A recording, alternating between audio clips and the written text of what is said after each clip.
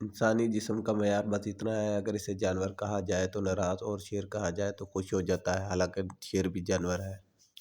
زخم کھا کر بھی مسکرانا اور ناخوش ہوتے ہوئے بھی خوش رہنا، دراصل یہی ہماری اصل طاقت ہوتی ہے۔ وقت اچھا ہو یا برا گزر ہی جاتا ہے، لیکن باتیں اور لوگ ہمیشہ یاد رہتے ہیں۔ کچھ ایسے بن جاؤ کہ تمہیں دیکھنے والے، تمہاری تربیت کرنے والے کے حق میں دعا کریں۔ انسان غیروں سے ملی عزت اور اپنوں سے ملی ذلت کبھی نہیں بھولتا۔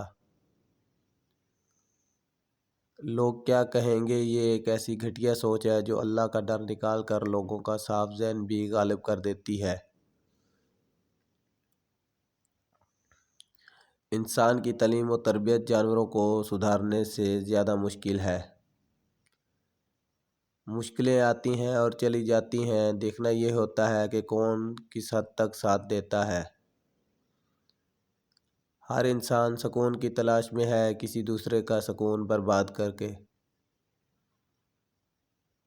جس طرح درخت کی قیمت اس کے پھل کے حساب سے ہوتی ہے، اس طرح انسان کی قیمت اس کے اخلاق کے حساب سے ہوتی ہے۔ جس کو احساس نہ جگائے اس کو کون جگا سکتا ہے؟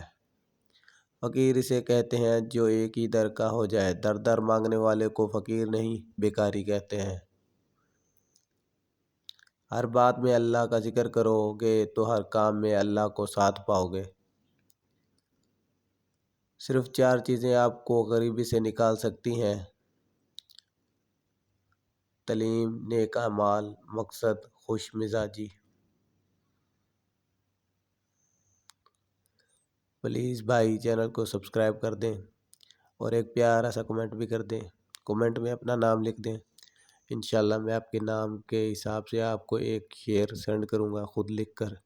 پلیز سبسکرائب کر دیں۔